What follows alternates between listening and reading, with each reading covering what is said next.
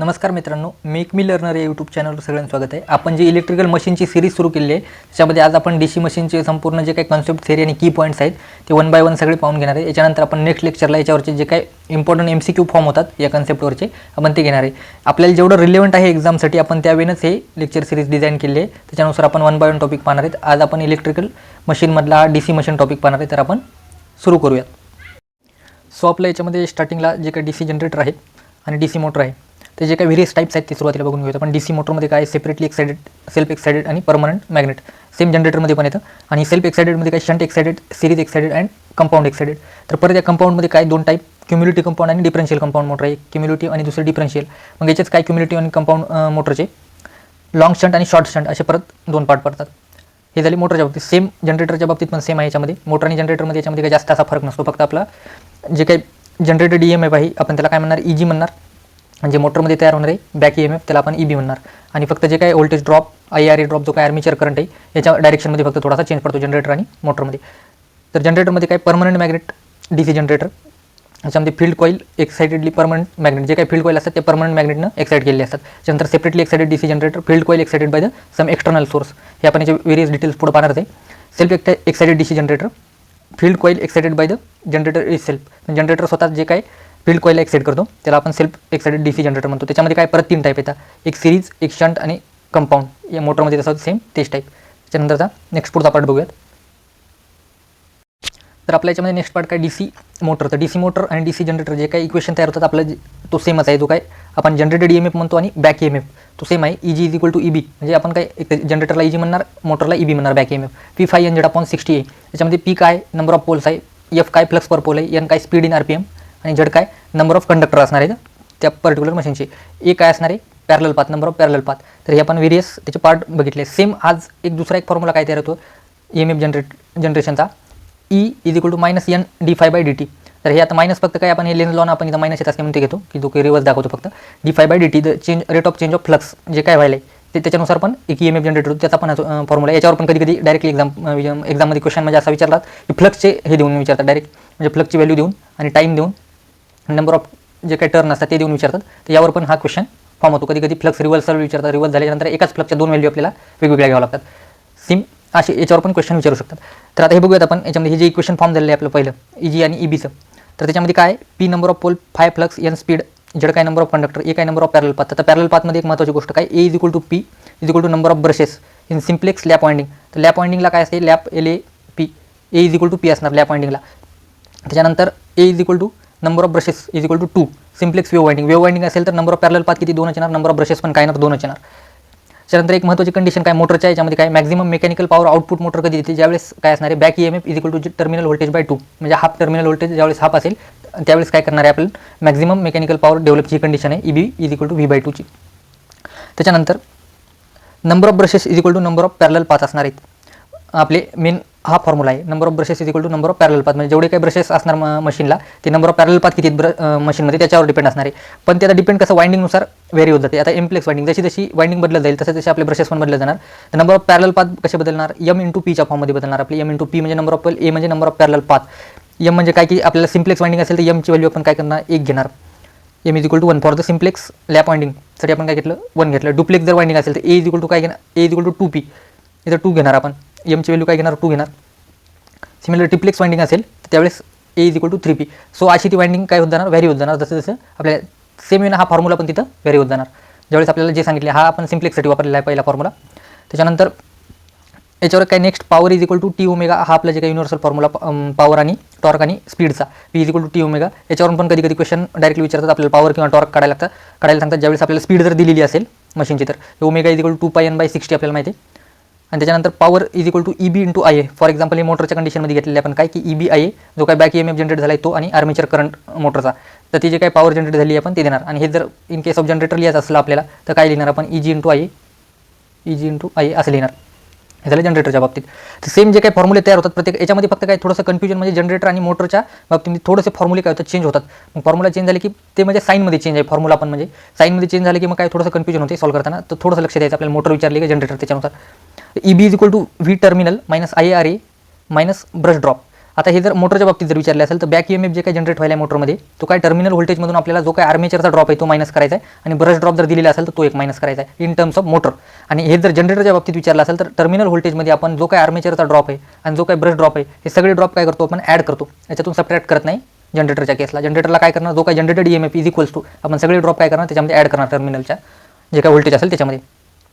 हे झालं EMF जनरेशनच्या बाबतीत. आता त्याच्यानंतर जे काही करंट असणार बघतो आपण इच कंडक्टर करंट म्हणजे प्रत्येक कंडक्टरमधून किती करंट फ्लो होते, तर जो काय आर्मेचरचा टोटल करंट IA आहे divided by number of parallel path IA/A.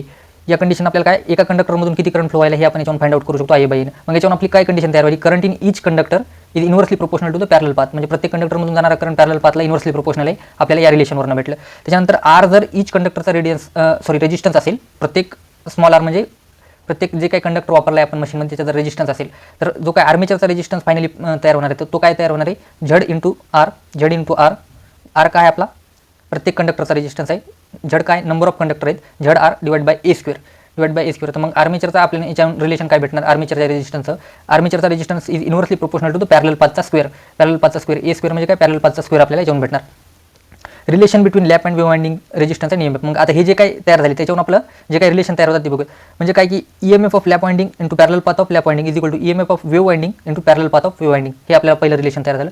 दुसरं रेजिस्टन्सचं रिलेशन काय, वेव्ह वाइंडिंगचा पॅरलल पाथचा square is equal to lap वाइंडिंगचा रेजिस्टन्स इंटू लॅप वाइंडिंगचा पॅरलल पाथचा स्क्वेअर. हे एक रिलेशन आपल्याला तयार झालं. या दोन रिलेशनवर कधी कधी आपल्याला काय एखादी अननोन क्वांटिटी देऊन कॅल्क्युलेट करायचं सांगतात, तर हे व्हेरी इम्पॉर्टंट आहे त्या केसमध्ये जर आपल्याला कॅल्क्युलेट करायला सांगितलं तर वेव्ह आणि लॅपच्या केसमध्ये. त्याच्यानंतर दुसरं इम्पॉर्टंट रिलेशन काय होतात तयार, ते EB जो काय आहे बॅक EMF तयार व्हायला किंवा EG जे काही generated EMF is equal to K phi omega. म्हणजे काय, हा K आपला कॉन्स्टंट आहे ज्याची व्हॅल्यू आपल्याला ही माहिती आहे K ची काय ZP/2π आहे. Z म्हणजे नंबर ऑफ कंडक्टर, P म्हणजे नंबर ऑफ पोल्स आहेत आणि A number of parallel path आणि 2π तर कॉन्स्टंट आहे. सगळे मिळून हे काय होणार आहे, व्हॅल्यू K ची कॉन्स्टंट होणार आहे. तर मग जे काय बॅक EMF किंवा जनरेटेड EMF आहे तो कशाला प्रोपोर्शनल आहे, एक फ्लक्सला आणि दुसरा स्पीडला. या दोन गोष्टीला काय आहे, जो काय बॅक EMF आहे तो डायरेक्टली प्रोपोर्शनल आहे. सिमिलरली जो काय टॉर्क जनरेट होणार आहे मशीनमध्ये तो टॉर्क कशाला प्रोपोर्शनल आहे, टॉर्क पण फ्लक्स आणि आर्मेचर करंट या दोघांना काय टॉर्क प्रोपोर्शनल आहे. तर हे दोन रिलेशन व्हेरी इम्पॉर्टंट, याच्यावरून बरेच क्वेश्चन आपले जे काही ते सॉल्व्ह होतात. आता फॉर एक्झाम्पल हे जे EBचं आपण रिलेशन म्हणलं होतं, EBच्या रिलेशनवरनं हे आपण काढलं की E1/E2 is equal to φ1/φ2 into N1/N2. आणि सिमिलरली आपण N1/N2 जर काढायचं असेल तर हेच आपण मॉडिफाय करून खाली लिहिले E1/E2 इंटू φ2/φ1. तर म्हणजे याच्यावरून काय लक्षात आलं की जो काही EMF आहे डायरेक्टली प्रोपोर्शनल टू फ्लक्स आहे. म्हणजे फ्लक्स जर डिक्रीज झाला तर EMF पण आपला काय होणार आहे, डिक्रीज होणार आहे. आणि स्पीड आणि जे काही फ्लक्स आहेत, स्पीड आणि फ्लक्स हे काय आहेत, इन्व्हर्सली प्रोपोर्शनल आहेत. म्हणजे काय, जर फ्लक्स जर कमी झाला असेल तर त्याच प्रोपोर्शनमध्ये काय होणार आहे, मोटरची स्पीड पण वाढणार आहे. हे लक्षात घ्यायचं, आपल्याला हे रिलेशन सांगतात. त्याच्यामध्ये हे रिलेशन काय व्हेरी इम्पॉर्टंट आहे. जसं आपल्याला क्वेश्चन फॉर्म होईल आपण तसं हे रिलेशन मॉडिफाय करून आन्सर काढू शकतो. त्याच्यानंतर काय की जो DC मोटर इथं जसा ब्रश ड्रॉप घेतला होता, इथं विदाउट ब्रश ड्रॉप लिहिले आपण EB equal to V terminal minus IR. आणि इथं काय DC जनरेटरच्या बाबतीत लिहिले आपण EG equal to V terminal plus IR. तर याच्यावर कसं म्हणजे क्वेश्चन फॉर्म होतात, एक तर दोन कंडिशन देऊन आपल्याला फॉर्म क्वेश्चन होतो की EB दिलेले असते दोन कंडिशनला आणि स्पीड काढायला सांगतात, किंवा फ्लक्स जर डिक्रीज झाला आहे, अगोदर फ्लक्स काहीतरी 100% होता नंतर 85% झाला आहे, त्या कंडिशनला EB काय असणार किंवा टॉर्क काय असणार यावर आपल्याला क्वेश्चन विचारले जातात. तर त्यावेळी आपल्याला क्वेश्चन जसा येईल तसं आपण या रिलेशन मॉडिफाय करून काढू शकतो. याच्यानंतरचा पुढचा जे GN आणि MN आहे त्याच्यावरचं पार्ट बघूयात. त्यानंतर हा पुढचा पार्ट आपला जो काय आहे की वेव्हफॉर्मचा जे शेप कसा तयार होते DC मशीनमध्ये, आणि जो काही GN आणि MN मॅग्नेटिक न्यूट्रल ॲक्सिस आणि जिओमेट्रिकल न्यूट्रल ॲक्सिस काय त्याच्याबद्दल आपण माहिती घेऊयात.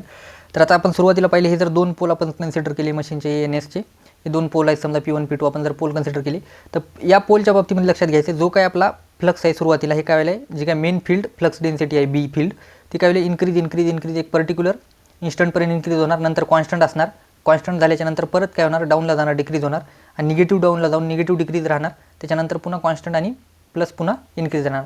तर हा जो काही शेप तयार व्हायला आहे हा काय ट्रॅपेझॉइडल शेप तयार होते आपला पहिला. हा जो काय ट्रॅपेझॉइडल शेप तयार होणार आपला, जो की flux density distribution due to the main field flux, जे काय मेन फील्डच्या फ्लक्सनं जी तयार केलेली आहे ती काय असणार आहे, शेप असणार आहे ट्रॅपेझॉइडल शेप तयार असणार आहे मेन फील्डचा. त्याच्यानंतर जो काय आर्मेचर आहे, आर्मेचरचा जे MMF असणार आहे मॅग्नेटोमोटिव्ह फोर्स ऑफ आर्मेचर, जो काय आर्मेचरचा MMF तयार होणार तो काय एक अशी स्टेप वेव्हफॉर्म तयार होणार आहे. स्टेप वेव्हफॉर्म बघितली आपण, स्टेप वेव्हफॉर्म अशी तयार होत जाणार आणि या स्टेप वेव्हफॉर्मचे ज्यावेळेस आपण काय करणार सगळे मॅक्झिमम पॉईंट कनेक्ट करत येणार त्यावेळेस हीच आपल्याला काय भेटणार आहे, एक ट्रँग्युलर वेव्हफॉर्म भेटणार आहे. म्हणजेच काय की जो काही MMFची वेव्हफॉर्म आहे आर्मेचरची ती काय आहे तर ट्रँग्युलर वेव्हफॉर्म होते. आर्मेचर MMF काय तयार होते ट्रँग्युलरच्या याच्यामध्ये तयार होते शेपमध्ये. आणि सिमिलरली ज्यावेळेस हा तयार होणार आहे ट्रँग्युलरच्या शेपमध्ये, तर जी काही फ्लक्स डेन्सिटी आर्मेचर MMF तयार करणार आहे, आर्मेचरची जी काही फ्लक्स डेन्सिटी असणार आहे त्या कंडिशनला ती काय असणार आहे, तर त्याचा जो शेप आहे तो असा सॅडल शेप तयार होणार. असा तो काय होणार आहे, सॅडल शेप तयार होणार. असा सॅडल शेप त्याचा तयार होणार. हा आहे आर्मेचर फ्लक्स डेन्सिटीचा. आर्मेचरचा फ्लक्स काय सॅडल शेप असणार आहे. असा सॅडल शेप तयार होणार आहे तो. त्यानंतर हे जे ज्यावेळेस दोन्ही फ्लक्स कंबाईन होणार, आपले स्टेटर आणि जे काय आर्मेचरचे दोन्हीचे फ्लक्स ज्यावेळेस कंबाईन झाल्याच्या नंतर काय जो काही वेव्हफॉर्म तयार होणार ती एक पीकी वेव्हफॉर्म तयार होणार आहे. जे आपण सॅच्युरेशन पण त्याचा एक इफेक्ट कन्सिडर करणार. जोपर्यंत ते सॅच्युरेशनला गेल्याच्यानंतर सॅच्युरेट होऊन काय होणार, एक पीक तयार करून काय करणार, ते डिक्रीजला जाणार. आणि सिमिलरली निगेटिव्हला पण एक पीक तयार करणार, सॅच्युरेशनला गेल्याच्यानंतर तिथं परत रिव्हर्स आपल्या ओरिजिनल पोझिशनला. सो ती एक काय होणार, पीकी वेव्ह तयार होणार आहे. हे झालं वेव्हफॉर्मच्या बाबतीत. ज्यावेळेस आपण काय करणार आहे, DC मशीनमध्ये जे काही वेव्हफॉर्म तयार होतात, main field flux, armature flux आणि जे काय आपली आर्मेचर फ्लक्स डेन्सिटी, आर्मेचर MMFची वेव्हफॉर्म आहे, तर त्या कशा तयार होतात, तर त्याचे आपण इथे की पॉईंट लिहिलेले आहेत. जे काही की मेन फील्ड फ्लक्स जे काय ट्रॅपोझायडलच्या फॉर्ममध्ये तयार होते, ट्रॅपोझायडल शेप. आर्मेचर जो काय MMF आहे तो ट्रायंग्युलर शेपमध्ये तयार होतो. Flux distribution due to the armature flux only. आर्मेचरच्या फ्लक्समुळे तयार होणारी जी काय फ्लक्स डेन्सिटी असेल ती काय सॅडल शेप तयार होती. आपण बघितले इथे सॅडल शेप तयार होते. त्याच्यानंतर जो काही रिझल्टंट फ्लक्स डेन्सिटी आहे ती काय एक पीकी वेव्ह तयार होती. असं पीक तयार करते ती एक पीकी वेव्ह तयार होते. हे झालं वेव्हफॉर्मच्या बाबतीत. त्याच्यानंतर जो काय ते मॅग्नेटिक न्यूट्रल ॲक्सिस आणि ज्योमेट्रिकल न्यूट्रल ॲक्सिस काय ते बघूयात आपण. आता याच्यासाठी आपण हे जे डायग्राम घेतलेले आहे त्या डायग्रामवरून लक्षात येते. तर फॉर एक्झाम्पल ज्यावेळेस आपली बी फील्ड म्हणजे मॅग्नेटिक फील्ड जी काय पोलनं तयार केली, इथं दाखवल्याप्रमाणे अशी स्ट्रेट लाईन असणार, अशी स्ट्रेट लाईन असणार. आणि फॉर एक्झाम्पल आपण काय केलं आहे, इथं ब्रश आहे आपला मशीनचा, इथं ब्रश आहे, अशी जर स्ट्रेट लाईन असणार तर या कंडक्टरमधून जे काही करंट आणि मशीनचं जे काही रोटेशन आहे समजा असे असेल या डायरेक्शनला. फॉर एक्झाम्पल हा कंडक्टर आहे आणि अशी आपली फ्लक्स डेन्सिटी अशी जाते. तर आता या डायरेक्शनला जर मशीन रोटेट होत असेल तर हे काय होणार आहे, एकमेकाच्या पॅरलेल जाणार. आपल्याला माहिती आहे की पॅरलेली गेल्याच्या नंतर कुठलाही फ्लक्स कट होणार नाही, त्याच्यामुळे इथे EMF इंड्यूस होणार नाही कुठला. त्याच्यामुळं आपण काय करणार, कधी पण मॅग्नेटिक न्यूट्रल ॲक्सिसला आपला जो काही ब्रश आहे ते ठेवणार. कारण तिथं कुठलाच प्रकारचा काय असणार आहे, EMF जनरेटेड काय असणार आहे, 0 असणार आहे. त्याच्यामुळे आपल्या जे काही ब्रश आहे ते स्पार्क करणार नाही. त्याच्यामुळे आपण तो ठेवणार MNAला, मॅग्नेटिक न्यूट्रल ॲक्सिसला. आता मग GNA काय याच्यामध्ये, तर GNA लक्षात घ्यायचं, GNA हा काय जो काही ज्योमेट्री आहे मशीनची त्याच्यानुसार तयार झालेला आहे. म्हणजे आपण GNAला काहीच करू शकत नाही, कारण GNA due to the machine geometry आहे त्याच्यामुळे तयार झालेला आहे. आता फॉर एक्झाम्पल अशी एखादी आपण मशीन घेतली, तर मशीन घेतल्याच्या नंतर ही जर मशीन आपण अशी मधोमध कट केल्याच्या नंतर हे जे काही आहे याला आपण काय म्हणणार, GNA म्हणा, ज्योमेट्रिकल न्यूट्रल ॲक्सिस. म्हणजे हे काय करते, मशीनला 2 भागात सेपरेट करते. तर आपण GNA चेंज करू शकत नाही मशीनचा, तो डिझाईन पॅरामीटरनुसार जसा डिझाईन केले त्याच्यानुसारच हे होणार. हे झाला GNA मशीनचा. पण जो काही MNA आहे तर MNA आपण कसा करू शकतो, चेंज करू शकतो. कारण आपल्याला ते ब्रशच्या जो काही शिफ्ट आहे त्याच्यानुसार आपला काय होणार आहे, MNA आपण तसा शिफ्ट करावं लागणार आहे. कारण आता फॉर एक्झाम्पल हे अगोदर आपण बघितले की हे जे काही फ्लक्स जात होते हे फ्लक्स एक स्ट्रेट लाईनमध्ये आपण पकडले होते. पण आयडियल कंडिशनमध्ये आहे हा की ज्यावेळेस फ्लक्स स्ट्रेट लाईनमध्ये असतात त्यावेळेस MNA आणि GNA आपण एकत्र म्हणू शकतो. ही झाली आयडियल कंडिशन. पण फॉर एक्झाम्पल ज्यावेळेस आता मशीन काय होणार, आर्मेचर पण MMF डेव्हलप करणार आहे, मेन फील्ड पण जो काही फ्लक्स जनरेट करणार आहे. तर दोन्हीच्या याच्यामुळे काय होणार आहे, असा ते जे फ्लक्स आहेत ते असे डिस्टॉर्ट होणार थोडेसे due to the armature reaction. हे काय होणार, असे डिस्टॉर्ट होणार. मग डिस्टॉर्ट झाल्याच्या नंतर आपण सेम म्हणलो होतो, हा कंडक्टर घेतला होता आपला जो काय असा टोटल रोटर असेल याच्यावरचा. तर अगोदर काय असे पॅरलल आपले जे काही फ्लक्स जात होते, पण आताच्या कंडिशनला असे जाणार आहेत का, आताच्या कंडिशनला नाही, आताच्या कंडिशनला असे क्रॉस करणार. तर मग आता ज्यावेळेस हे रोटेशन होणार आहे या डायरेक्शनला, रोटेशन झाल्याच्या नंतर म्हणजे काय, ही फ्लक्स लाईन अशी आलेली आहे, हा कंडक्टर असा मूव्ह करते, या दोघांमध्ये काहीतरी हा थीटा अँगल तयार होणार आणि आता काय होणार, फ्लक्स कट होणार. तर आपल्याला माहिती आहे जो काय आपला फॉर्म्युला तयार होतो ज्यावेळेस फ्लक्स कटिंगचा जे काही व्होल्टेज जनरेट होणारा हा BLV इंटू साईन थिटा असतो, BLV इंटू साईन थिटा. त्याच्यामध्ये B काय आपला फ्लक्स डेन्सिटी, L काय active length of conductor, V म्हणजे काय वेलोसिटी ऑफ जे काही कंडक्टर आपण किती वेलोसिटी मूव्ह करतो, आणि थिटा म्हणजे जो काय कटिंगचा अँगल आहे, हा फ्लक्स आणि या जे कंडक्टर आहे या कंडक्टरमधला जो काय कंडक्टर आणि हा जे काही कटिंग अँगल आहे याच्यामध्ये समजा जर 90 डिग्री अँगल तयार झाला असेल तर हा 90 डिग्री अँगल तयार झाल्याच्यानंतर आपल्याला माहिती आहे की साईन 90ची व्हॅल्यू काय असणार आहे, मॅक्झिमम. सो आपलं मॅक्झिमम जो काय EMF किंवा व्होल्टेज जनरेट होणार आहे. सो या कंडिशनला काय होणार, आपण मॅक्झिमम जनरेट करणार ज्यावेळेस theta is equal to 90 degree असणार. पण आपल्याला काय आहे माहीत की ज्यावेळेस असा फ्लक्स डिस्टॉर्ट होणार आहे, डिस्टॉर्ट झाल्याच्या नंतर प्रॉब्लेम काय येणार आहे की जो आपण ब्रश ठेवलेला होता अगोदरच्या या पोझिशनला, तो ब्रश काय करणार आहे, आता स्पार्किंग करणार का, कारण त्याच्यामध्ये पण EMF जनरेट होणार आहे, त्या ब्रशच्या अंडर पण EMF जनरेट होणार आहे त्या कंडक्टरमध्ये. जो काही शिफ्ट आहे ब्रश तो MNAला करणार, मॅग्नेटिक न्यूट्रल ॲक्सिसला, जिथं कुठलंही आपल्याला काय भेटणार नाही, स्पार्किंग भेटणार आहे. आपण त्या कंडिशनला काय करणार, MNA नेऊन ठेवणार, जो की आपण काय केलं आहे, GNA पासून MNA काय केला, शिफ्ट करत नेला पुढं. तर हे जिथं आपल्याला काय करणार, स्पार्किंग 0 भेटणार मग आपण काय करणार तिथं शिफ्ट करणार. सो तसं आपण काय करणार ब्रश शिफ्ट करत जातो ड्यू टू द कम्युटेशन. म्हणजे आपल्याला जर कम्युटेशन व्यवस्थित पाहिजे असेल म्हणजे कुठल्याही प्रकारची स्पार्किंग नको असेल मशीनमध्ये तर आपण त्या कंडिशनला काय करणार जो काही ब्रशेस आहेत ते आपण काय करणार मॅग्नेटिक न्यूट्रल ॲक्सिसला नेऊन शिफ्ट करणार. यासाठी GNA आणि MNA उपयोगात पडतात. तर याचे जे काही की पॉईंट तयार होतात ते बघूयात आपण. In ideal case MNA is equal to GNA. Ideal केसला काय MNA आणि GNA सेमच असतात. आयडियल केसला GNA is due to the machine geometry. आपण आताच बघितलं की मशीनच्या ज्योमेट्रीमुळे. In practical cases MNA shift due to the flux. म्हणजे जो काही मॅग्नेटिक न्यूट्रल ॲक्सिस आहे तो कशामुळे ते फ्लक्स जे डिस्ट्रीब्युशन आहे आणि डिस्टॉर्शन होते त्याच्यामुळे काय होणार आहे तो शिफ्ट होणार आहे. Brushes are always kept along MNA. आपण आताच पाहिलं की जे काही ब्रश ठेवावं लागणार ते आपल्याला मॅग्नेटिक न्यूट्रल ॲक्सिसच्याच अलॉंग ठेवावं लागणार आहे. मग ते का ठेवायचे आपण तर ॲट MNA काय असते EMF 0 असणार आपला. MMF काय असणार आहे मॅक्झिमम असणार आहे आणि फ्लक्स काय असणार आहे 0 असणार आहेत. कधी कधी कंडिशनला फ्लक्स 0 नसणार पण फ्लक्स तिथे प्रेझेंट असणार पण EMF ऑलवेज तिथं काय पाहिजे 0 पाहिजे. MNA जर असेल तर MNA कसा ओळखायचा MNAला EMF जो काय जनरेटेड असणार तो 0 असायला पाहिजे. हे झालं MNA आणि GNA बद्दल. त्याच्यानंतर लॅप आणि वेव्ह वाइंडिंगचं जे काही हे आहेत आपले डिफरन्स ते आता 1 बाय 1 बघूयात. तर आपण आता डिफरन्स बघूयात लॅप आणि वेव्ह वाइंडिंगमध्ये काय ते. The number of parallel path are equal to the number of poles in lap winding. म्हणजे आपल्याला माहिती आहे की P is equal to A आपण काय म्हणतो लॅप वाइंडिंगमध्ये असतो. त्याच्यानंतर number of parallel paths are equal to 2. याच्यामध्ये जे काही पॅरल पाथ असतात वेव्ह वाइंडिंगमध्ये ते काय असणार आहे 2 असणार आहेत. Another name of lap winding is a multiple winding और पॅरल वाइंडिंग. यालाच काय म्हणणार आपण लॅप वाइंडिंगलाच पॅरल वाइंडिंग पण म्हणू शकतो. Another name of wave winding is series winding किंवा यालाच आपण काय 2 सर्किट वाइंडिंग पण म्हणू शकतो. EMF ऑफ लॅप वाइंडिंग काय असते लेस असते. EMF ऑफ वेव्ह वाइंडिंग काय असणार आहे मोर असणार आहे. The number of brushes in lap winding is equal to the number of parallel paths. The number of brushes in wave winding is equal to. याच्यावर कधी पण लक्षात घ्यायचं एक तर स्टेटमेंट बेसमध्ये क्वेश्चन फॉर्म होतो किंवा जे काही प्रॉब्लेम तयार होतात त्या प्रॉब्लेममध्ये आपल्याला A इज इक्वल टू Pच्या जे काही कंडिशन आहेत त्याच्यावरनं कसा फॉर्म्युला मॉडिफाय करायचं त्यासाठी लॅप आणि वेव्ह वाइंडिंगचे हे जे काही डिफरन्स आहेत हे आपल्याला लक्षात आले पाहिजे. The type of the lap winding are simplex lap winding and duplex lap winding. The type of the winding are progressive and retrogressive. त्याच्यानंतर the efficiency of the lap winding is less. जे काही lap वाइंडिंगची efficiency आहे ती less आहे. त्याच्यानंतर efficiency of wave winding is high. The additional coil use in lap winding is equaliser ring. आपण हे पुढे पाहणार आहे इक्वलायझर रिंग किती पाहिजेत काय ते. तर जे काही लॅप वाइंडिंगमध्ये असते त्याच्यामध्ये काय होते अनइक्वल फ्लक्स डिस्ट्रीब्युशन होते आणि ते जर अनइक्वल फ्लक्स डिस्ट्रीब्युशन आहे आणि जे आर्मेचर रिएक्शन आपण काय करणार ते इक्वलायझर रिंगनं कमी करण्याचा प्रयत्न करतो त्यासाठी वापरत असतो आपण ते. The additional coil use in wave winding is dummy coil. जे काही आपण याच्यामध्ये पाहिलं की जी वेव्ह वाइंडिंग आहे तर वेव्ह वाइंडिंगमध्ये काय असणार आहे तर नंबर ऑफ स्लॉट काय होतात काही काही रिकामे राहतात. मग ते मेकॅनिकल बॅलन्स करण्यासाठी आपण काय करतो त्याच्यामध्ये थोडीशी एक डमी कॉईल टाकतो ज्याच्यामुळं रोटर काय आहे तर मेकॅनिकली बॅलन्स राहावं याच्यासाठी ते आपण याच्यामध्ये डमी कॉईल वापरत असतो. त्याच्यानंतर the winding cost of the lap winding is high. याच्यामुळे ही काही फुल वाइंडिंग असल्यामुळे याच्यात काय तर कॉस्ट हायच असणार आहे. इथं आपण बघतो की डमी कॉईल आपण त्याच्यामध्ये मेकॅनिकल बॅलन्ससाठी पुट करतो त्याच्यामुळे थोडीशी वाइंडिंग जी काय आपल्या याच्यामध्ये कॉपरची बचत होते त्याच्यामुळे ही काय याच्यामध्ये कॉस्ट काय असणार कमी असणार आहे. The lap winding use for the high current and low voltage machine and the application of wave winding include the low current and high voltage. याच्यामध्ये हे महत्त्वाचं आहे की जे काय आपण ही वाइंडिंग वापरतो लॅप त्याच्यामध्ये काय करंट जो काय करंट आपण कसा वापरतो करंट हे हायसाठी वापरतो आणि व्होल्टेज याच्यामध्ये लो असणार आहे. आणि सिमिलरली याच्यात काय असणार आहे करंट लो आणि व्होल्टेज काय असणार आहे हाय. हे ॲप्लिकेशन आहे. तर याच्यानंतरचा आपण पुढचा पार्ट बघूया.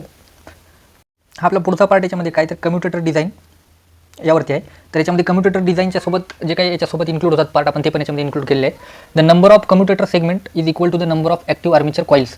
हे स्टेटमेंट महत्त्वाचं आहे. जे काही नंबर ऑफ कम्युटेटरचे जे सेगमेंट असतात ते नंबर ऑफ आर्मेचरच्या जेवढ्या कॉईल असतात कारण आपल्याला माहिती आहे की हे जे काही कम्युटेटरवरचे जे काही फायनली सेगमेंट येणार आहेत कम्युटेटरवर हे जे सेगमेंट आहेत याला काय आपण नंबर ऑफ आर्मेचरच्या ज्या कॉईल असतात त्या बाहेर आणून कनेक्ट केलेले असतात.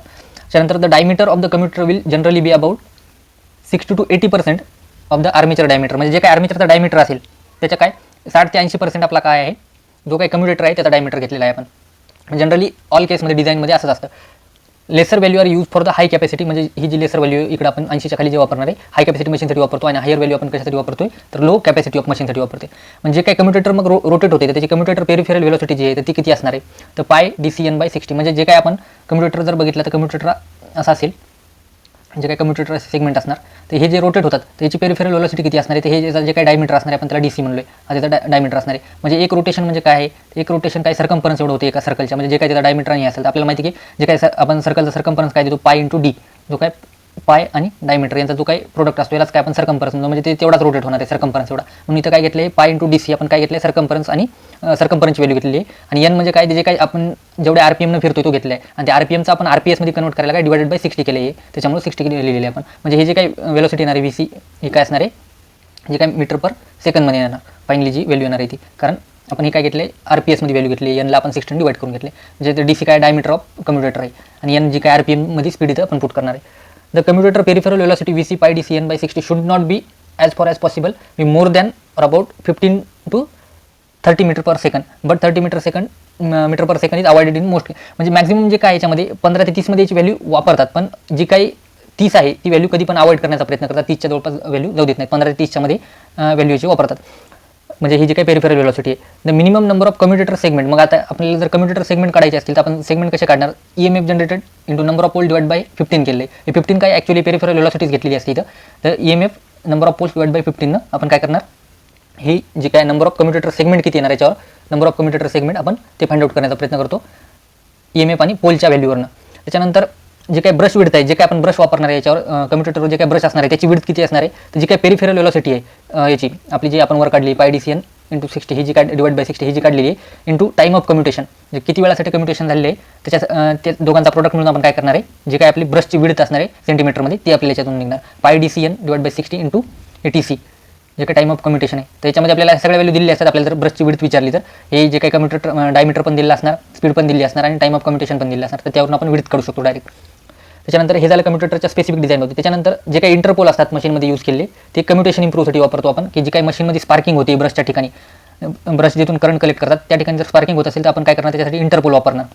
इंटरपोल वापरून काय करणार? आपण कम्युटेशन रिड्यूस करत असतो. त्याच्यानंतर काय जे काही compensating winding is use to neutralise the armature reaction. म्हणजे काय आर्मेचर रिएक्शन आपण बघितले की जे फ्लक्स डिस्टॉर्शन होते तर डिस्टॉर्शन जर कमी करायचं असेल तर आपण काय करणार? जे काही आपली कंपन्सेटिंग वाइंडिंग आहे ती यूज करणार आहे. तर मग ते कंपन्सेटिंग वाइंडिंगमध्ये किती टर्न असायला पाहिजेत, किती कंडक्टर असायला पाहिजेत, त्याच्यासाठी काय फॉर्म्युला तयार होते आपला? ZC is equal to Z upon AP pole arc upon pole pitch. तर लक्षात घ्यायचं झड काय याच्यामध्ये नंबर ऑफ कंडक्टर असणार आहेत, एक आहे पॅरल पाथ आहे, P काय नंबर ऑफ पोल असणार आहेत आणि हे pole arc by pole pitch म्हणजे काय? हे जे आपण पोल मशीनचे कन्सिडर करतो असे जे पोल असतात तर ही झाली मशीनची काय टोटल पोल, हा झाला इथून इतका पोल आर्क झाला. आणि पोल पिच म्हणजे एका नंबर ऑफ पोल खाली किती नंबर ऑफ कंडक्टर येतात ते आपण काय म्हणणार? त्याला पोल पिच म्हणणार. तर म्हणजे फॉर एक्झाम्पल एवढे जर इथं नंबर ऑफ कंडक्टर येत असेल तर ही झाली पोल पिच. तर मग हे आपल्याला देताना कसं दिलेलं असते की 70% 80% दिली असते पोल आर्क आणि पोल पिचचा यांचा रेशो. तर मग त्याच्यावरून आपण हे फाइंड आउट करू शकतो. त्यानंतर नेक्स्ट काय आपल्या याच्यामध्ये equaliser ring use in lap winding to avoid the unequal distribution of current at brushes and reduce the sparking circulating current. तर मग आता आपण काय करणार आहे? जे काही इक्वलायझर रिंग येतात ते फक्त आपण लॅप वाइंडिंगसाठी वापरतोय. एवढं लक्षात घ्यायचं, लॅप वाइंडिंगसाठी आपण इक्वलायझर रिंग वापरतो. कशासाठी? कारण अनबॅलन्स फ्लक्स आणि व्होल्टेज असतात फक्त लॅप वाइंडिंगमध्ये. अनबॅलन्स फ्लक्स आणि व्होल्टेज असल्यामुळे आपण तिथं काय वापरणार? इक्वलायझर रिंग वापरणार आहे. तर मग त्याची संख्या किती असते? तर number of equaliser ring is equal to Z upon P. Z काय? Number of conductor divide by number of poles. आणि त्याच्यानंतर पोल पिचचा हे जे आपण इथं पोल पिच म्हणलो होतो, पोल पिचचा फॉर्म्युला काय? Number of conductor per pole, म्हणजे एका पोल खाली किती कंडक्टर येतात आपण ते पोल पिचनं काढू शकतो, की जे pole pitch is equal to number of conductor upon number of poles. त्याच्यानंतरचा आपला पुढचा पार्ट बघूयात. नेक्स्ट आपला याच्यातला DC मशीनमधला काय पार्ट आहे? इफिशियन्सी टेस्ट आणि जे काही स्टार्टर यूज करतो आपण वेगवेगळे ते बघूयात आपण. त्याच्यामध्ये काय इफिशियन्सी जी आहे, इफिशियन्सी काय? P out upon P out plus P stray plus VTIF plus IS² RA. त्याच्यामध्ये जे काही स्ट्रे लॉसेस असतात मशीनमध्ये ते दिलेले असतात आपल्याला स्ट्रे लॉसेस. आणि VTIFच्या जागी आपण फील्ड करंटचा जो काही करंट असणार आहे फील्ड IF² इंटू जो काही फील्डचा रेजिस्टन्स असणार आहे तो पण घेऊ शकतो इथं. कारण हा आपण काय करू शकतो? हे V जो काही टर्मिनल आहे यालाच आपण फील्ड IF इंटू RF याच्यामध्ये पण चेंज करू शकतो, जो की फायनली हा IF आणि याच्यामधला एक IF मिळून काय होणार आहे? IF² into RF. तसं पण आहे. तर मी इन टर्म्स ऑफ याच्यामध्ये घेतलेले जे काही टर्मिनल व्होल्टेज आणि फील्ड करंट आहे या दोघांचा प्रोडक्ट घेतलेला आहे जो की लॉसच्या टर्ममध्ये. सो हे आणि आपला जो काही आर्मेचरमध्ये लॉस होणार आहे आर्मेचरच्या रेजिस्टन्समुळे तो एक कन्सिडर केलेला आहे आपण इथं. सो ही काय इफिशियन्सीचा फॉर्म्युला तयार होणार आहे, म्हणजेच काय? हे आउटपुट अपॉन इनपुट आहे थोडक्यात. हे झालं इफिशियन्सी. त्यानंतर मॅक्झिमम इफिशियन्सी आपल्याला माहिती कधी भेटते? व्हेरिएबल लॉस जो काय असणार आहे I² is equal to constant loss जर असेल तर आपल्याला मॅक्झिमम इफिशियन्सी भेटते. आणि त्या कंडिशनला जर आपल्याला करंट फाइंड आउट करायचं असेल जो काय असणार आहे लोड करंट किंवा हे, तर IL इज इक्वल टू आपण कसं फाइंड आउट करणार? हे जे काही कॉन्स्टंट लॉसेस आहे ते डिवाइडेड बाय RA यांना आपण करंट फाइंड आउट करणार, करंट ॲट मॅक्झिमम इफिशियन्सी. त्यानंतर जे काही स्टार्टर वापरतो आपण वेगवेगळे स्टार्टर मोटरमध्ये ते काय असणार आहे? तर 3 point starter and 4 point starter आपण कोणत्या मशीनसाठी वापरतो? DC शंट आणि कंपाऊंड मोटर याच्यासाठी काय करतो आपण? 3 आणि 4 पॉईंट स्टार्टर वापरतो. आणि स्पेसिफिकली 4 पॉईंट स्टार्टर आपण कशासाठी वापरतो?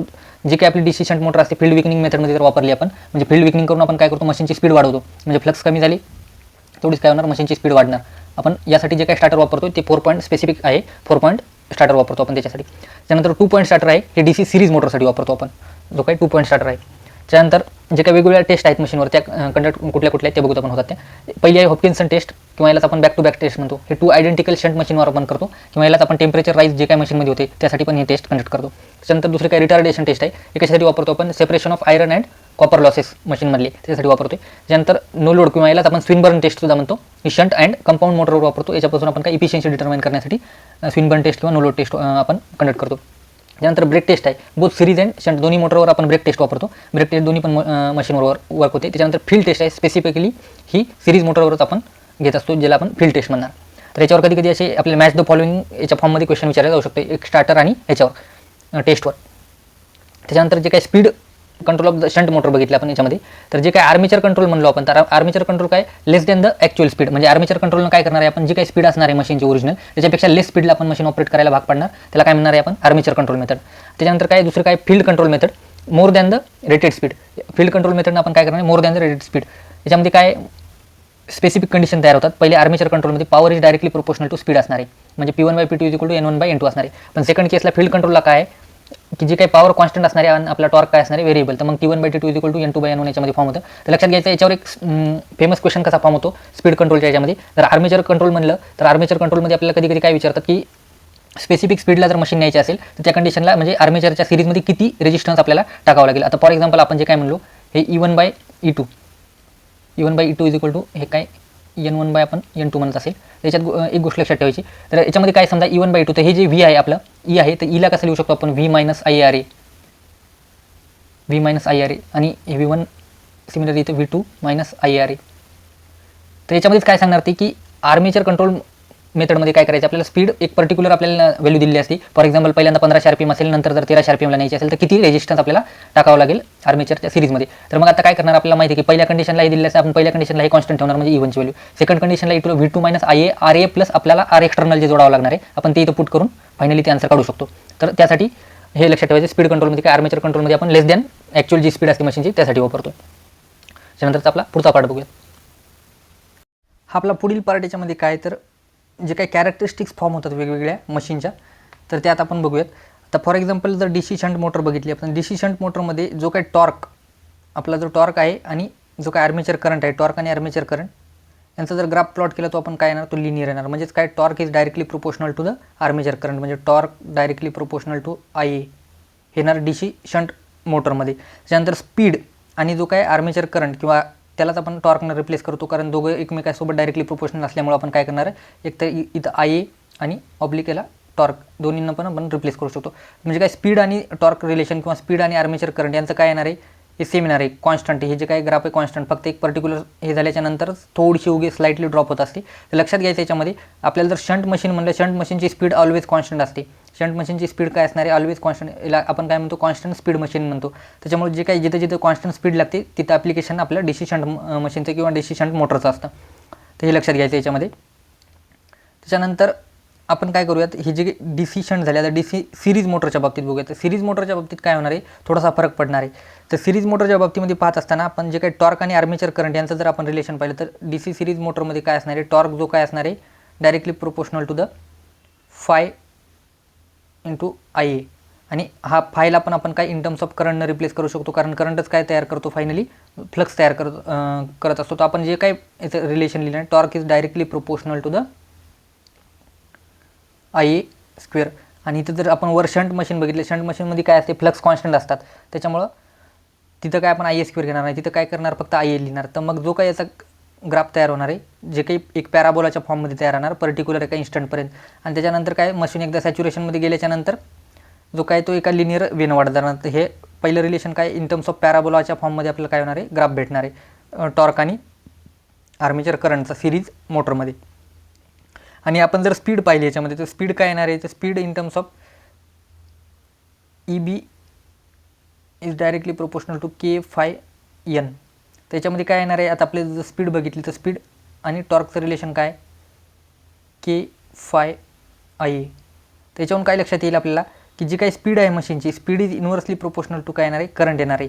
स्पीड काय येणार inversely proportional to the current, कारण याच्यामध्ये आपण काय बघितलं जे काही आपले हे आहे करंट आहे, हा करंट काय असणार आहे आपला जो काही स्पीडला असणार आहे तो इन्व्हर्स प्रोपोर्शनमध्ये असणार आहे. त्याच्यामुळे याचा जो काही ग्राफ आहे हा असा डिक्रीजिंग असणार. जशी जशी आपला काय होणार आहे करंट कमी असणार त्या कंडिशनला काय असणार आहे स्पीड जास्त असणार. जसं आपला करंट वाढत जाईल तशी तशी आपली काय होणार स्पीड ड्रॉप होऊन एकदम लोअर व्हॅल्यूला येणार आहे. त्याच्यानंतर सिमिलरली आता हे आपण करंटला जर कशाने रिप्लेस केलं आपल्याला याच्यामध्ये काय माहिती torque is directly proportional to IA² आहे. त्याच्यानंतर इथून जर आपण IAचं रिलेशन काढलं IA is square root of torque येणार. तर म्हणजे हेच जे रिलेशन आहे स्पीड आणि टॉर्कचं, speed is inversely proportional to the square root of torque DC series मोटरच्या बाबतीमध्ये.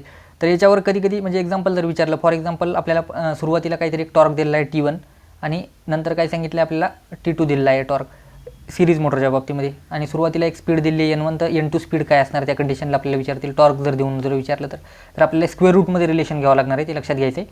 हे जे काही रिलेशन आहे ते स्क्वेअर रूटमध्ये घ्यावं लागेल, इन्व्हर्स प्रोपोर्शनलचे. म्हणजे हे जे रिलेशन आहेत टॉर्कचे आणि याचे कसे तयार होणार आहेत आपण जर बघितले याचे, तर जे काही आपले फायनली याचे रिलेशन तयार होण्याचे स्पीड आणि टॉर्कच्या बाबतीत, for example N1/N2 is equals to काय होणार आहे square root of T2 square root of T1 square root of T1. So हे झालं आपलं सिरीज मशीनच्या बाबतीमध्ये. त्यानंतर जे काही याचे कंबाईन ग्राफ तयार होतात वेगवेगळ्या मशीनचे ते बघूयात आपण. आता हे स्पीड आणि टॉर्कच्या फॉर्ममध्ये आपण घेतलेले ते ग्राफ वेगळे, स्पीड आणि टॉर्क किंवा स्पीड आणि इन टर्म्स ऑफ करंट बी आपण म्हणू शकतो. तर ही जी काय पहिला ग्राफ दिसतोय हा डिफरन्शियल कंपाऊंडचा आहे, डिफरन्शियल कंपाऊंड मशीनचा आहे किंवा मोटरचा डिफरन्शियल कंपाऊंड मोटर. त्यानंतर हा जो आहे फ्लॅट कंपाऊंड जर मशीन असेल त्याच्यासाठी आहे फ्लॅट कंपाऊंड मशीनसाठी. हा DC शंट मोटरसाठी जे की आपण इथं पाहिला आहे हा तोच आहे. त्याच्यानंतर हा जो आहे हा क्युम्युलेटिव्ह कंपाऊंडसाठी आणि हा आहे आपला सगळ्यात शेवटचा DC सिरीजसाठी. लक्षात घ्यायचा असा एक रिकामा आपल्याला म्हणजे ग्राफ देऊन काय याच्यावर ABCDE असं देऊन आपल्याला विचारू शकतात की याच्यामध्ये A काय B काय, किंवा याचा आपल्याला in terms of match the फॉलोइंगमध्ये पण क्वेश्चन फॉर्म होऊ शकतो अशा ग्राफवर जर दिला तर. त्यानंतर सिमिलरली काय आपल्याला आता जे आपण इथं बघितलं स्पीड आणि टॉर्कच्या बाबतीमध्ये पाहिलं होतं, आता इथं काय टॉर्क आणि आर्मेचर करंटच्या बाबतीमध्ये पाहूया वेगवेगळ्या मशीनचा. तर हे जे ग्राफ आहेत आता वेगवेगळे, तर पहिला जो काय हा गेला आहे आपला आहे सिरीजसाठी, जो गेला पहिला आहे सिरीजसाठी. त्याच्यानंतर जो काय आहे स्ट्रेट असा गेलेला एक थोडासा, तो काय आपला क्युम्युलेटिव्हसाठी आहे. त्यानंतर आपला जे काय पुढचा क्युम्युलेटिव्ह कंपाऊंड मोटरसाठी आहे, त्यामध्ये पुढील जो आहे एक ग्राफ तो काय आहे, तर हा आपला शंटसाठी बघू शकतो आपण. शंटला काय येणार आहे स्ट्रेट लाईन, जे की आपण अगोदर पण पाहिलं स्टंटला काय येणार आहे स्ट्रेट लाईन येणार आहे. हा आहे सिरीजचा. त्याच्यानंतर क्युम्युलेटिव्हचा थोडासा शंटच्या वर असणार आहे आणि हा डिफरन्शियल कंपाऊंडचा जो की हा असा गेलेला आहे. तर हे काय टॉर्क आणि आर्मेचर करंटच्या बाबतीमध्ये ग्राफ आहेत व्हेरियस. लक्षात घ्यायचं याच्यावर काय म्हणजे क्वेश्चन कसा विचारणार, एक असा ग्राफ देऊन विचारू शकतात किंवा मग असं ABC असे फॉर्ममध्ये देऊन आपल्याला काय करणार याच्यामधला एक पॅरामीटर शोधायला सांगणार की कुठला काय आहे, A काय आहे B काय आहे अशा टाईपमध्ये. तर याच्यावर असे क्वेश्चन फॉर्म होतात. किंवा याच्यावर दुसरं मग ग्राफवरून काय लक्षात येते अजून जे काय आपले ॲप्लिकेशन आहेत मशीन, तर कुठली मशीन कुठल्या वर्कसाठी आपण वापरू शकतो या ग्राफवरनं ते लक्षात येते. तर फॉर एक्झाम्पल ही जी डिफरन्शियली कंपाऊंड मोटर आहे, डिफरन्शियली कंपाऊंड मोटरचा प्रॉब्लेम काय की जी काही स्पीड आहे तिची वाढतच जाते जसा जसा लोड आपण त्याच्यावर टाकणार. लोड टाकल्याच्यानंतर स्पीड काय होणार त्या प्रमाणामध्येच वाढत जाणार. ही अशी मशीन आपल्याला डिझायरेबल नसते की जी स्पीड कंटिन्युअसली वाढतच जाईल ते. आणि क्युम्युलेटिव्ह कंपाऊंडच्या बाबतीत काय होणार आहे त्याच प्रमाणामध्ये काय स्पीड रिड्यूस होत जाणार आहे. तर हे असं पण आपल्याला काय होणार आहे व्हॅलिड म्हणजे रिलेशन नसतं. तर त्यामुळे आपण काय करणार जी मशीन जिथं वापरतोय त्या कंडिशनला तसं आपण काय करणार ते ग्राफ आपण याच्यावरून पाहून आपण ती मशीन त्या पर्टिक्युलर ॲप्लिकेशनसाठी सेटअप करत असतो. तर त्यावरून या ग्राफवरून ते पण लक्षात येतं. त्याच्यानंतर आपला जो काही पुढचा पार्ट आहे जे की IMP जे काही फॉर्म्युले तयार होतात ते बघूयात आपण वन बाय. आता जे काही मॅग्नेटायझिंग आणि डिमॅग्नेटायझिंग एम्पियर टर्न तयार होतात पर पोलला, आपण ते आता कसे बघायचे. तर डिमॅग्नेटायझिंग एम्पियर टर्न आहेत ते ZI θm/360 डिग्री. त्याच्यात लक्षात घ्यायचे θm म्हणजे हा मेकॅनिकल अँगल घेतला आहे, मेकॅनिकल थिटा. आपल्याला जो काही क्वेश्चनमध्ये जर मेकॅनिकल दिलेला असेल तर मेकॅनिकल डायरेक्टली पुट करायचा. जर इलेक्ट्रिकल दिला असेल तर इलेक्ट्रिकल आपल्याला माहिती कन्वर्ट करून घ्यायचे. Theta electrical is equal to P/2 into theta मेकॅनिकलला आपण कन्वर्ट करून घेऊ. हे डिमॅग्नेटायझिंग एम्पियर टर्न आहेत म्हणजे हे काय थोडक्यात MMF आहे ampere turn A into T आहे डिमॅग्नेटायझिंग. लक्षात घ्यायचं. आणि आपल्याला जर फक्त काय टर्न जर विचारले तर काय करणार आपण फायनली या टोटल इक्वेशनला A न परत डिवाइड करणार. जर आपल्याला फक्त टर्नच विचारले असतील तर ZI into θm/360 degree divide by A करून जर फक्त टर्न विचारले असतील तर. जर एम्पियर टर्न विचारले असतील तर फक्त हाच फॉर्म्युला आहे जो की Z into I into θm/360 degree. तर लक्षात घ्यायचं आपल्याला फॉर्म्युला मॉडिफाय करता आला पाहिजे क्वेश्चननुसार. त्यानंतर क्रॉस मॅग्नेटायझिंग एम्पियर टर्न जर विचारले आपल्याला तर ते काय Z into I in bracket 1/2P minus θm/360 degree. हा θm/360 degree as it is आहे, फक्त इथं फरक काय पडलेला आहे 1/2Pचा आणि याच्यातून काय केले मायनस केले. लक्षात घ्यायचं ZI मल्टिप्लाय याच्यात इथं पण सेम आहे एम्पियर टर्न म्हणतोय आपण. हे जे काय तर क्रॉस मॅग्नेटायझिंगचे एम्पियर टर्न आहे. क्रॉस मॅग्नेटायझिंग फक्त जर आपल्याला याच्यामध्ये टर्न जर विचारले तर आपण काय करणार हे A न काय करणार परत फायनली डिवाइड करणार.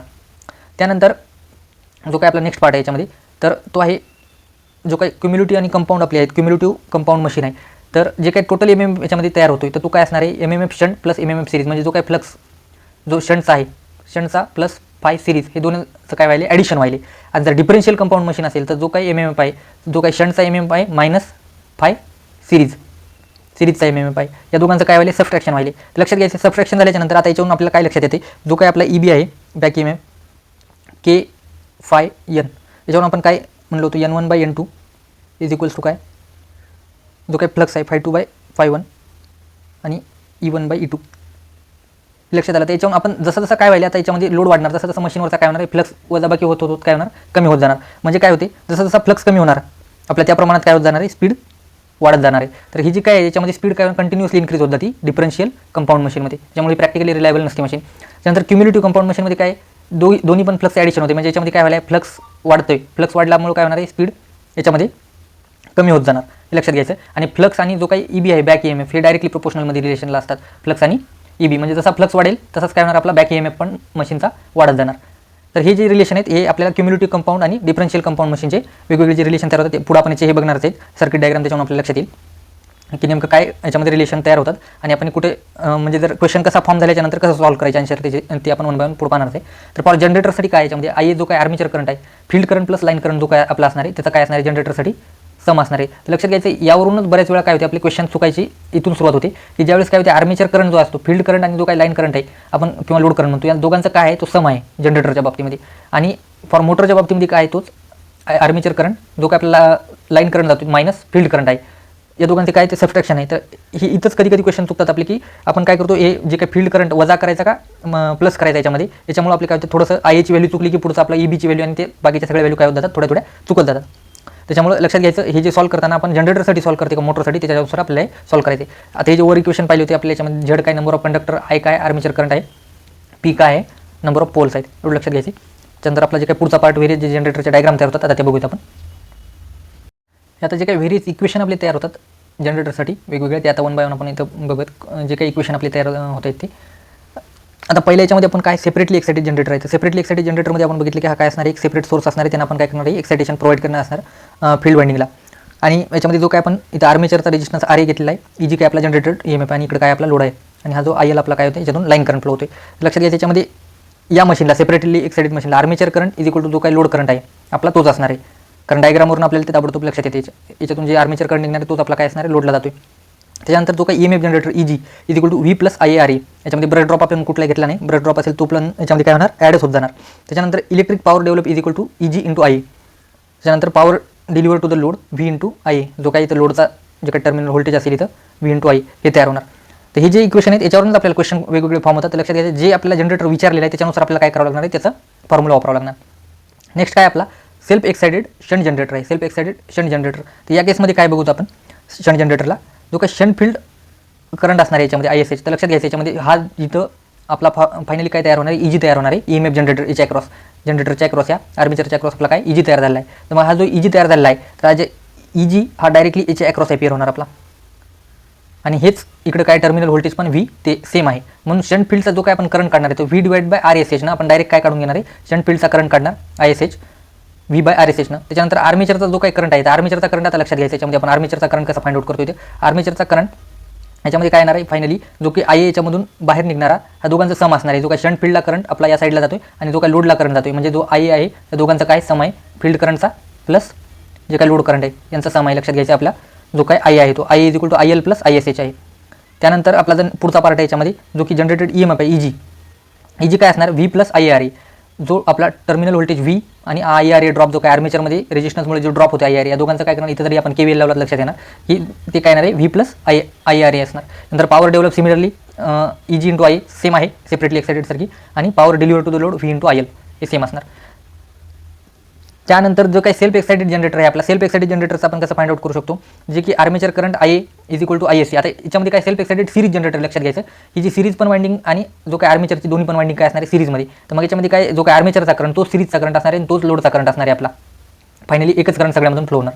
मग जे काही EMF जनरेटेड होणार आहे EG is equal to V plus IA R armature plus series दोन्हीचे रेजिस्टन्स RA प्लस RAC हे काय असणार आहेत आपल्याला कॅल्क्युलेट करून फायनली EG आपल्याला कॅल्क्युलेट करावं लागणार आहे. लक्षात घ्यायचं याच्यामध्ये दोघांचा पण सम करावं लागणार RA प्लस आर्मेचर आणि सिरीज रेजिस्टन्सचा. त्याच्यानंतर जो काही develop armature power develop in armature काय असणार आहे EG इंटू I आणि power develop to the load म्हणजे power deliver to the load VI किंवा व्होल्टेज आणि लोड जे टर्मिनल व्होल्टेज आपलं तयार होते आणि लोड करंट म्हणजे काय याच्यामध्ये जे काही हे डायग्राम आहेत त्या डायग्रामनुसार आपल्याला लक्षात येते की आपलं फायनली फॉर्म्युला कसा मॉडिफाय होतो. तर कधी कधी क्वेश्चनमध्ये काय एक सिरीज जनरेटरचा विचारलं सिरीज जनरेटरचा विचारल्याच्या नंतर जो काही EGचा फॉर्म्युला आहे तो स्लाइटली मॉडिफाय होणार कारण याच्यामध्ये आपल्याला काय आर्मेचर आणि सिरीज रेजिस्टन्स हे दोन्ही ॲड करून फायनली आपल्याला EG काढावं लागणार आहे. हे लक्षात घ्यायचं आपल्याला जनरेटर कुठला सेल्फ एक्साइटेड शंट विचारला आहे का सिरीज जनरेटर विचारला आहे त्याच्यानुसार काय होणार फॉर्म्युले थोडे थोडे व्हॅरी होत जाणार. इथं जसं की आर्मेचरचा करंट IL आणि ISH च्या दोघांचा सम होतात इथं काय तसं काय नाही सेमच तो एकच करंट सगळीकडे फ्लो होते. त्यानंतरचा आपला पुढचा पार्ट काय जे की self excited short shunt generator आणि लॉंग शंट जर जनरेटर असतील तर या बाबतीत हे इम्पॉर्टंट फॉर्म्युले तयार होतात या जनरेटरच्या बाबतीत. का तर पाहूयात आपण आता एक तर सिरीज फील्ड करंट याच्यामध्ये काय, जो काही सिरीज फील्ड करंट तोच लोड करंट पण आहे. या सिरीजमधून जो करंट जातो तोच लोडला पण भेटतोय. आणि जो काही शंट फील्ड करंट आहे लक्षात घ्यायचं, याच्यामध्ये शंट फील्ड करंट आपण कसा फाइंड आउट करणार आहे, जो की व्ही टर्मिनल व्होल्टेज आणि जो काही सिरीजचा ड्रॉप आहे याच्यामध्ये जे काही ड्रॉप होणार आहे सिरीजमध्ये सिरीज करंट आणि याच्यामध्ये सिरीज करंट आणि हे जे जाणार या दोघांचं काय करणार आपण सम करून जो काय RSSनं डिवाइड केल्याच्यानंतर जे काय फायनली आपल्याला भेटणार आहे तो आपल्याला शंट करंट भेटणार आहे. इथं लक्षात घ्यायचं, इथं आपण directly shunt current terminal voltage जे काय आपल्याला तयार होते ते डिवाइड बाय RSS करून डायरेक्टली काढू शकत नाही. इथं काय करावं लागणार आहे, पहिल्यांदा व्ही प्लस जो काही सिरीजच्या अक्रॉस ड्रॉप व्हायला या दोघांचं सम आणि डिवाइड बाय आपण काय करणार शंट रेजिस्टन्स घेणार आणि मग फायनली आपल्याला ISH भेटणार आहे. त्याच्यानंतर आपला पुढचा पार्ट काय याच्यामध्ये जो की आहे जनरेटेड EMFचा. तर EG इज इक्वल टू याच्यामध्ये आपलं EG कसं तयार होते याच्यामध्ये, तर EG is equal to V plus IRA plus I series into R सिरीजचा रेजिस्टन्स. याच्यामध्ये सगळ्यांचं काय आपण ॲड करतो, आपल्याला माहिती आहे की जनरेटरमध्ये आपण काय करतो टर्मिनल व्होल्टेजमध्ये सगळे ड्रॉप ॲड करतोय. त्याच्यामध्ये काय सिरीजचा ड्रॉप आणि जो काय आर्मेचरचा ड्रॉप आहे हे सगळे आपण ॲड करणार. हा कोणता आहे, शॉर्ट शंट आहे जनरेटर. तर लक्षात घ्यायचं शॉर्ट शंट आणि लॉंग शंटमध्ये ओळखण्यासाठी कसं, तर जी काही सिरीज वाइंडिंग आहे तर ही जी सिरीज वाइंडिंग असणार आहे ती लॉंग शंटला कुठं आली, आर्मेचरच्या सिरीजमध्ये आली आणि शॉर्ट शंटला काय सिरीजमध्ये नाही आहे ती वाइंडिंग, इथे डायरेक्टली एक अशी लाईन येणार. फॉर एक्झाम्पल म्हणजे हेच काय जनरेटर आपण थोडक्यात जर असा शॉर्ट ट्रिकमध्ये लक्षात ठेवायचं असेल तर आपण हे डायरेक्टली असं होणार, हे जो काय असणार आणि इथं आपली जी वाइंडिंग असणार आहे फायनली ती असणार आहे आपली कुठे शॉर्ट शंट जनरेटर. आणि हेच जर वाइंडिंग आपण इथं टाकल्याच्या नंतर हे काय होणार, लॉंग तयार होणार. ही जी जनरेटर आहे ही जी साईज आहे ही लॉंग तयार होणार, म्हणून आपण याला काय म्हणणार लॉंग शंट म्हणणार. तर शॉर्ट शंट आणि लॉंग शंट असे लक्षात ठेवू शकतो आपण. जी सिरीज वाइंडिंगमुळे आपण जे काय हाईट वाढते आपण डायग्राम काढताना त्याच्यानुसार हे झालं. त्याच्यानंतर power develop in armature EG into IA आणि त्याच्यानंतर power deliver V into IL. तर हे सोपं आहे. तर आता लक्षात घ्यायचं याच्यामध्ये क्वेश्चन याच्यावर कसे फॉर्म होतात हे तर झालं क्वेश्चनच्या इक्वेशनच्या बाबतीत. यामध्ये जे काय ते आता याच्यावर जे काही क्वेश्चन फॉर्म होतात ते आता बघूयात आपण, म्हणजे क्वेश्चन कसे फॉर्म होतात. तर आता फॉर एक्झाम्पल इथं काय सांगितलं की जर सिरीज वाइंडिंग आपली शॉर्ट झाली, ही जी काही सिरीज वाइंडिंग शॉर्ट झाली तर मशीन रन होणार का नाही आहे, किंवा जे काही जनरेटेड EMF आहे त्याच्यामध्ये काय फरक पडणार. तर लक्षात घ्यायचं जे काही सिरीज वाइंडिंग इथं काय होणार आहे आपली जर शॉर्ट झाल्याच्यानंतर हे जे काय आहे हे आपलं कंटिन्यू मशीन काय करणार, वर्क करणार. का, कारण वर्क करण्यासाठी जे काही आपले आर्मेचर आहे, आर्मेचर आणि जे काही शंट फील्ड आहे हे दोन्ही पण ॲक्टिव्ह आहेत. फक्त काय सिरीज वाइंडिंग तेवढी आपली काय झाली शॉर्ट झाल्यामुळे ती डिॲक्टिवेट होणार आहे, कारण तिथे एक डायरेक्टली असा कंडक्टिंग पाथ तयार होणार आहे, तिथं कुठं काय होणार नाही, फ्लक्स तयार होणार नाही. तर लक्षात घ्यायचं. मग आता आपल्याला काय याच्यातून लक्षात येते की ही जे self excited short shunt generator आहे तो वर्क करणार. ज्यावेळेस काय होणार, सिरीज फील्ड वाइंडिंग काय करणार, जर ओपन झाली शॉर्ट जर झाली तर वर्क करणार आहे. त्यानंतर ही जर ओपन झाली सिरीज फील्ड वाइंडिंग तर त्यावेळेस वर्क करणार का, तर त्यावेळेस नाही वर्क करणार, कारण हा काय जर सिरीज फील्ड वाइंडिंग ओपन झाल्याच्या नंतर काय प्रॉब्लेम येणार आहे आपल्याला, हा लोड काय होणार ओपन होणार त्या कंडिशनला.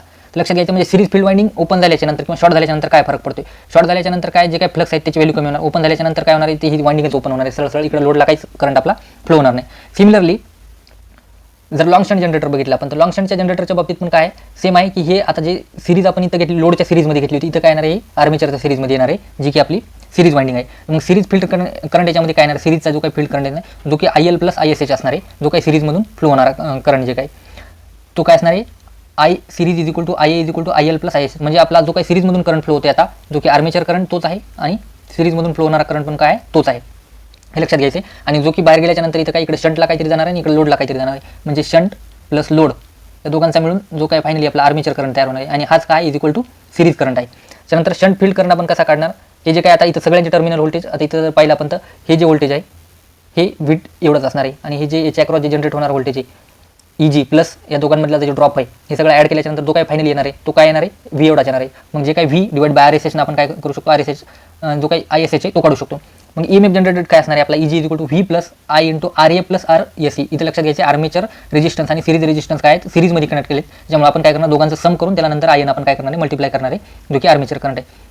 तर याच्यात लक्षात घ्यायचं आता याच्यामध्ये जर सिरीज वाइंडिंग जर आपली शॉर्ट झाली तर काय आर्मेचरची जी वाइंडिंग आहे त्याच्यानुसार वर्क करणार ही मशीन, पण सिरीज वाइंडिंग जर ओपन झाली तर मशीन वर्क करणार का नाही वर्क करणार त्या कंडिशनला. हे लक्षात घ्यायचे शॉर्ट आणि ओपन झाल्याच्यानंतर काय काय फरक पडतोय या मशीनमध्ये वेगवेगळ्या. त्यानंतर power deliver is equal to काय V इंटू IL जे काय ते सेम असणार आहे, फक्त याच्यामध्ये काय फ्लक्समध्ये कसा फरक पडणार हे एक लक्षात ठेवायचं सिरीज वाइंडिंग ओपन किंवा शॉर्ट झाल्याच्यानंतर. आणि जे काही आपले हे जे मशीन आहे शॉर्ट शंट आहे का लॉंग शंट आहे त्याच्यानुसार त्याचे जे काही मशीनमध्ये काय फरक पडतो स्पीडमध्ये ज्यावेळेस आपली सिरीज वाइंडिंग ओपन होते किंवा शॉर्ट होती त्याच्यानुसार हे लक्षात घ्यायचं आपण. त्यानुसार काय करणार आपण क्वेश्चन जसा तयार होईल तसं आपल्याला इक्वेशन मॉडिफाय करून ते सॉल्व्ह करता आलं पाहिजे. हे झालं जनरेटरच्या बाबतीत वेगवेगळ्या. त्यानंतर याच्यावरचे जे काही MCQ फॉर्म होतात ते आपण नेक्स्ट लेक्चरला बघूया.